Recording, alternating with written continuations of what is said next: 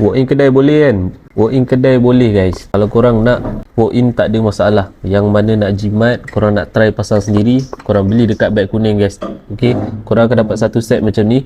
Ada satu kotak bateri, instruction dekat sini, free gift waterproof seal ataupun gam LCD.